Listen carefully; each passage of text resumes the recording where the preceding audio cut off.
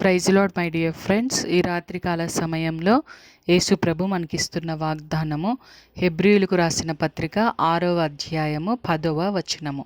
మీరు చేసిన కార్యమును మీరు పరిశుద్ధులకు ఉపచారము చేసి ఇంకను ఉపచారము చేయుచుండుట చేత తన నామమును బట్టి చూపిన ప్రేమను మరుచుటకు దేవుడు అన్యాయస్తుడు కాడు.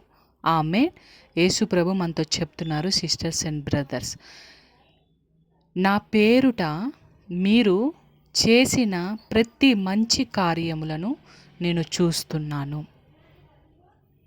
మీరు చేస్తున్న కార్యములను, మీరు చేస్తున్న ఉపచారమును, పరిశుద్ధులకు మీరు చేస్తున్న సహాయమును, నా నామము పేరుట మీరు చూపుతున్న ప్రేమను నేను చూస్తున్నాను.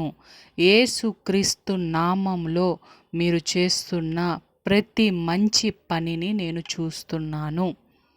కాబట్టి నేను మీకు ప్రతిఫలాన్ని ఇస్తాను, నేను మీకు గిఫ్ట్స్ ఇస్తాను, నేను మీకు రివార్డ్స్ ఇస్తాను.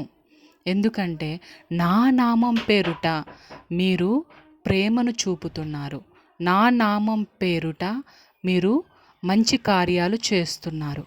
కాబట్టి మీరు చేస్తున్న పనులను మరుచుటకు నేను అన్యాయస్తుడు గల దేవుణ్ణి కాదు.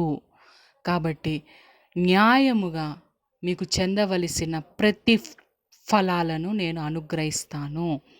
నేను న్యాయము కలిగిన దేవుడను అని దేవుడు మనతో చెప్తున్నారు.